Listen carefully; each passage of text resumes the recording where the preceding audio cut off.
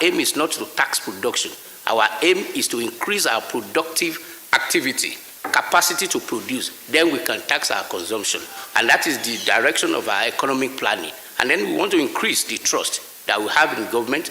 Nigeria has huge potential for revenue mobilization that should be sufficient to cater for our people without resorting to excessive borrowing, which often crowd out the private sector and limit our ability to finance sustainable development, create jobs and prosperity for Nigeria. So much is happening in the taxation subsector. That was Mr. Zacchaeus Adedeji, the brand new Executive Chairman FIRS in his former role as Special Advisor on Revenue Matters to President Bola Ahmed Tinubu. The first clip was at the press briefing held on Thursday, the 6th of July 2023, to announce the signing of 4 executive orders relating to tax matters by President Bola Ahmed Tinubu. The second clip was at the inauguration of the Presidential Committee on Fiscal Policy and Tax Reforms, which held on Tuesday, the 8th of August 2023.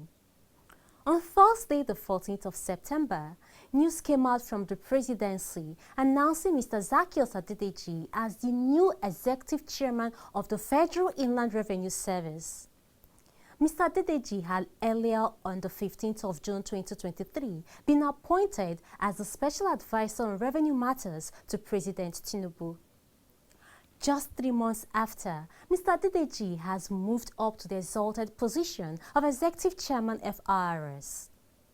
Mr. Adedeji has since assumed duty at Revenue House Abuja, albeit in acting capacity, pending his confirmation by the Senate of the Federal Republic of Nigeria. On Monday, September 18, the boardroom of Revenue House Abuja came alive with top directorate and management staff of the FIRS, coming together to receive and welcome the new acting executive chairman FIRS, Mr. Zacchaeus Adedeji. On hand to welcome Mr. Adedeji was the outgoing executive chairman FIRS, Mr. Muhammad Nami.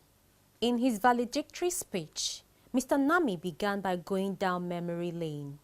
The journey of 1,000 years, it is said, begins with just one step. My 4-year travels of the FIRS began on the 18th day of December, exactly 90 days from today,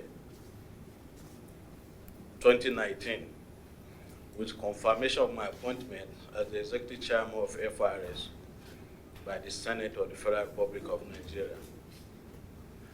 What a journey it was, and what a success story it has become. All thanks to God and man. The environment we met on ground in 2019 was characterized by weak administrative structure, inefficient processes that were mostly manual, adversarial labor relations, insufficient funding with serious funding gaps, mutual mistrust between staff and management, and so other reasons. The net effect was low staff morale, the service struggling to fulfilling its mandate, suboptimal performance, inadequate revenue to prosecute government programs, and low tax to GDP. My administration embarked on broad reforms focusing on the following goals. 1, administrative and operational restructuring.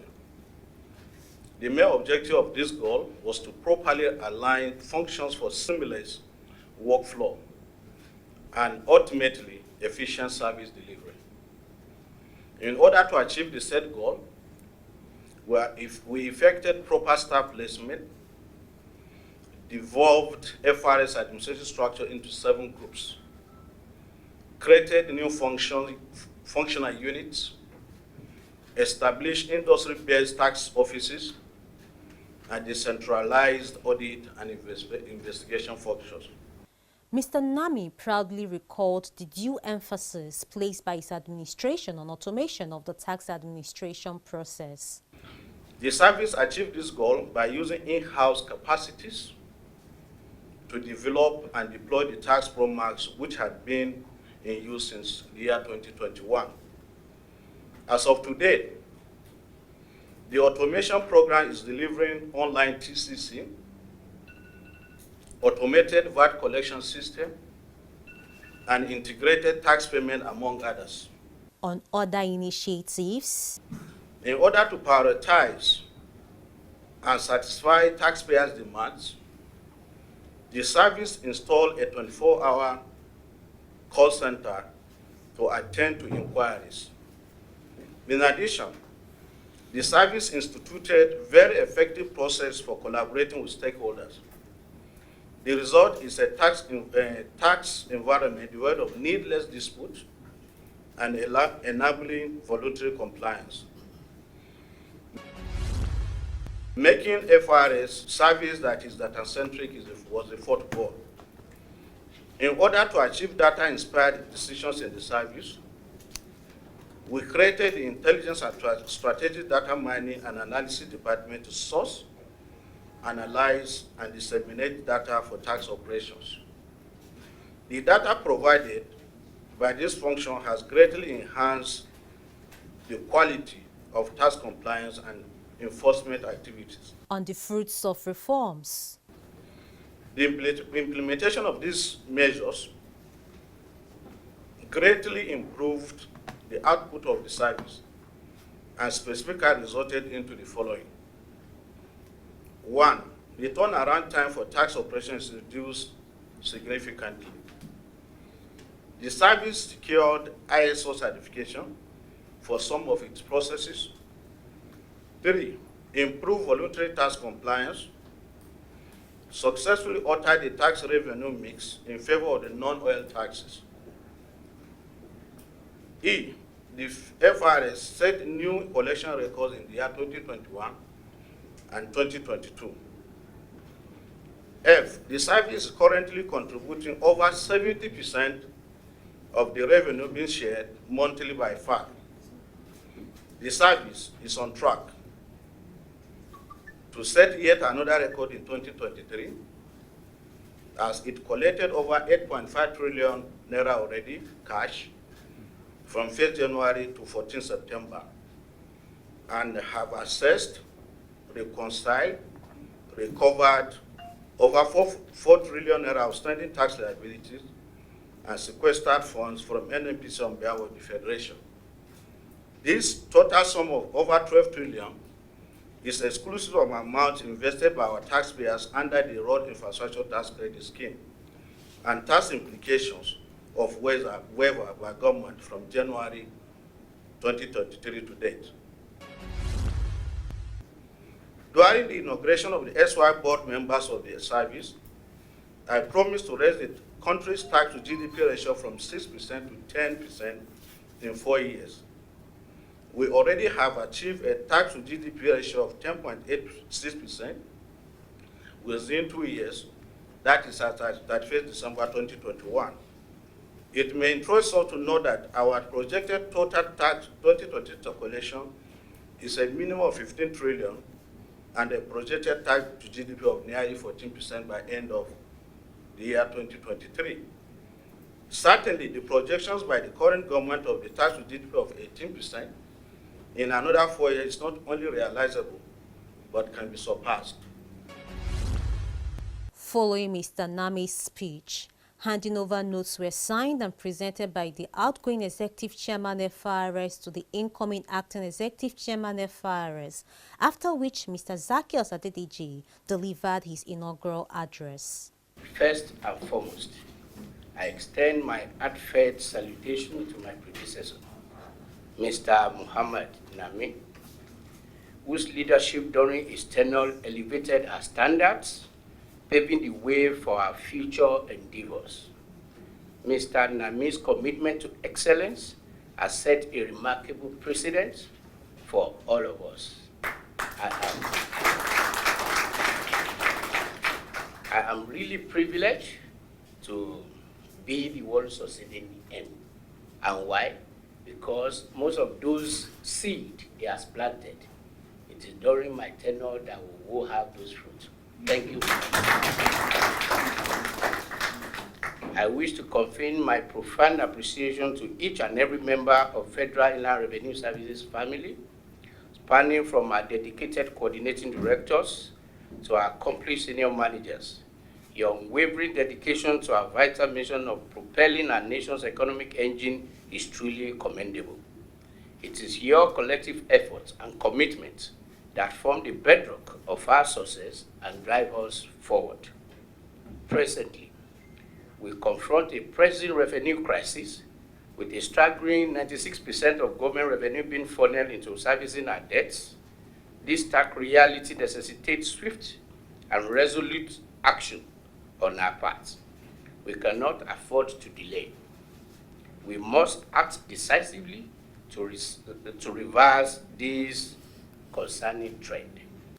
In achieving these set objectives, Mr. Adedeji pledged to align with the Taiwo Oyedele-led Presidential Committee on Fiscal Policy and Tax Reforms.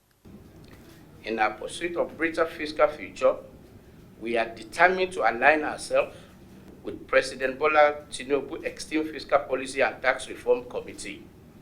This collaboration will enable us to shape the prosperous fiscal landscape that will empower our nation's growth and development. As we chart our course ahead, Federal Inland Revenue Services is committed to placing innovation, technology, and fresh ideas at the forefront of our operations. This strategic focus will empower us to enhance efficiency, fortify against revenue leaks, and bolster coordination and accountability within our organization. Mr. Adedeji also pledged that enforcement would be vigorously pursued, while data would drive the entire process. Our overarching goal is to nurture voluntary tax compliance by establishing a modern, dependable tax system that garners the trust and admiration of all stakeholders. Through this, we hope to create an environment where taxpayers willingly fulfill their civic duties. For those who deviate from their tax obligation, rest assured, we will enforce our responsibility judiciously. We will implement a robust enforcement model that effectively deters tax evader while maintaining fairness and transparency in our processes. A fundamental aspect of our mission is to elucidate to taxpayers why their civic duty matters. We are committed to simplifying our tax system, making it accessible and comprehensible, thereby facilitating voluntary tax payment and fostering a sense of civic responsibility. Quality data will be a cornerstone of our operation, enabling us to measure our progress, make informed decisions, and maintain the highest standard of accountability. We recognize that data-driven strategies are essential to our success. I pledge to maintain an open-door policy, actively engaging with stakeholders to collaboratively construct a tax administration that we can all take pride in.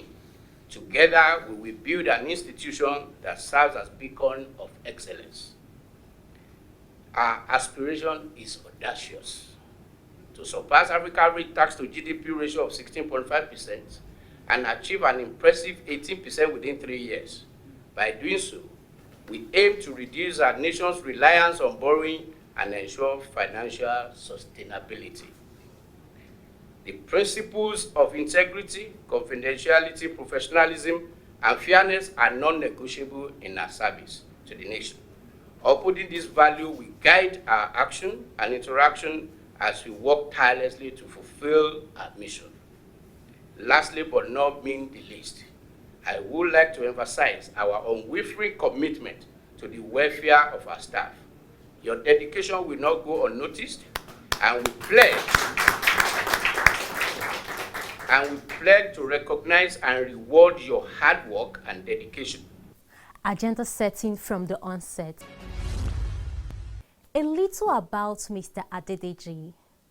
Mr. Adedeji is a first-class graduate in accounting from the Obafemi Awolowo University, Ile-Ife, where he also obtained an MSc in accounting. He later proceeded to the Harvard University Kennedy School of Government in the USA for the executive course in economic development. Between 2011 and 2015, Mr. Adedeji served as the Honorable Commissioner of Finance in Oyo State.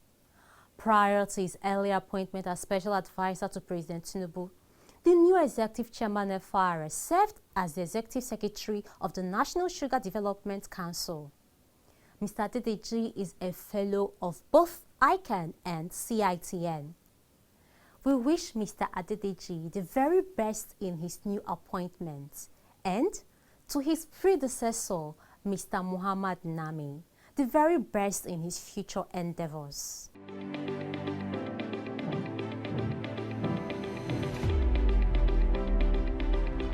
It is an offense punishable by a fine of 10 million naira and or imprisonment for any agency of the federal government other than FIRS to demand for books or returns for the purposes of tax. It is also an offense to carry out the function of assessment, collection or enforcement of tax, or pay any portion of tax revenue to any person or into any account other than the relevant accounts designated by the Constitution or relevant laws of the National Assembly. It pays to pay your tax. This message is brought to you by the Federal Inland Revenue Service, FIRS. You are still on to tax matters. The new Executive Chairman FIRS in his former role as Special Advisor on Revenue Matters was closely involved with the work of the Presidential Committee on Fiscal Policy and Tax Reforms, and we are sure that he would continue to be involved, or at least closely monitor the work of the committee, as the outcome of the committee's work would determine his activities at the FIRS. On this episode of Tax Matters, we want to conclude the agenda-setting interview with Mr. Taiwo Oyedele, the Chairman, Presidential Committee on Fiscal Policy and Tax Reforms. Mr. Oyedele, welcome once again. Thank you. One of the mantra of the Tinubu administration, which President Tinubu has consistently harped upon, is we do not tax poverty, and you mentioned it. And he repeated it at his inauguration of your committee. Now, there was a time where the policy was let everyone pay, no matter how little, so that everyone can contribute and feel a sense of belonging. We would like to get your opinion. Must everyone pay? Should the poor be spared? We want to get your opinion on this. There are different philosophies about the tax system. It's not like one is right and the other is wrong. It's just a question of how you interpret it and how you see it, and more importantly, how you localize it to your environment. So there's a principle of let everybody pay, no matter how little, so they can have a sense of belonging, and they'll feel like this government is the government I'm funding, so they have to listen to me, right? It increases accountability. Another school of thought is, no, don't ask the poor to pay, which is the school of thought I belong to. The reason is not because we don't want the poor to pay anything. It is because no matter how you design the tax system, the poor will still pay tax.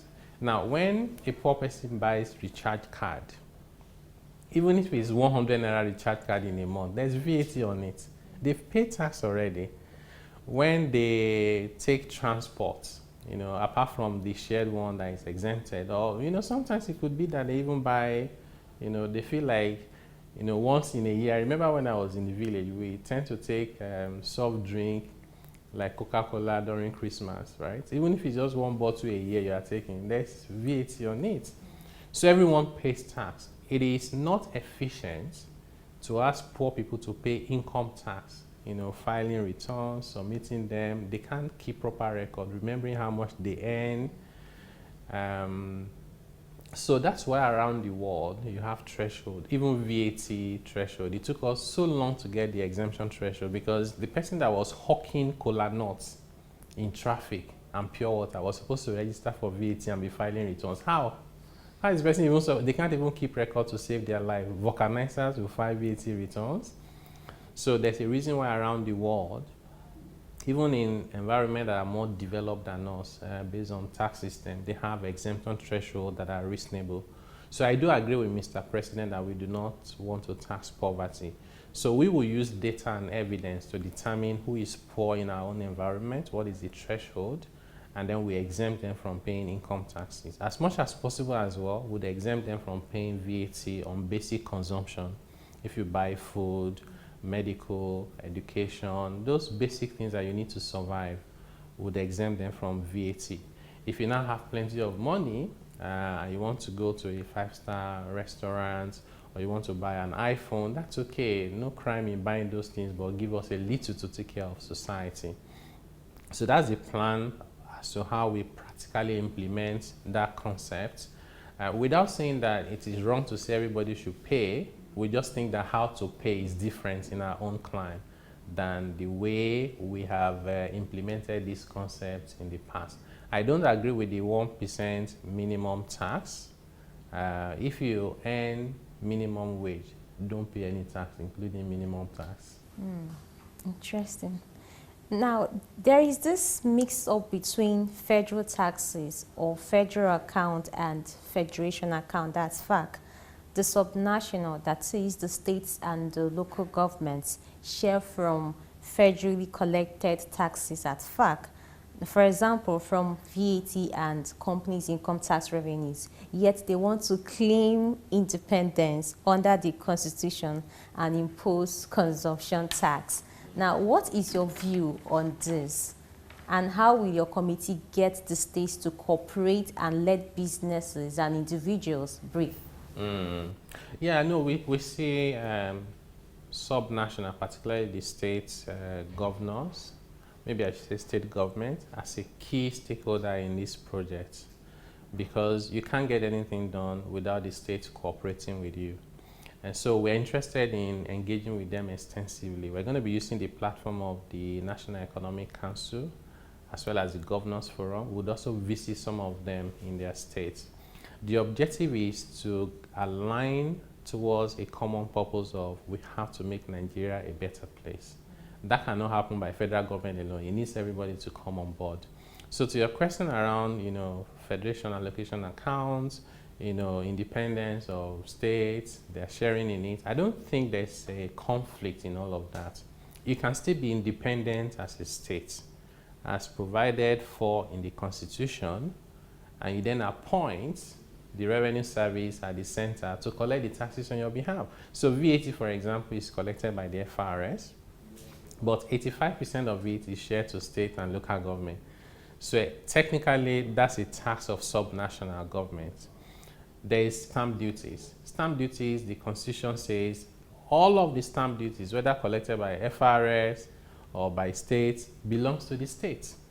So when they share in FAC, it's their entitlement. They've only just appointed an agent to collect for them. It's their tax. To that extent, they're still independent. We even think that we should get to a point where there will be no need to fly to Abuja to share revenue. As they are collecting the revenue on a daily basis, the accounts are being credited because the system can handle it.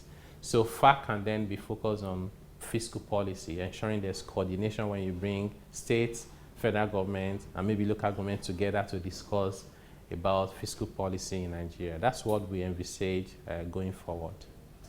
Fair enough.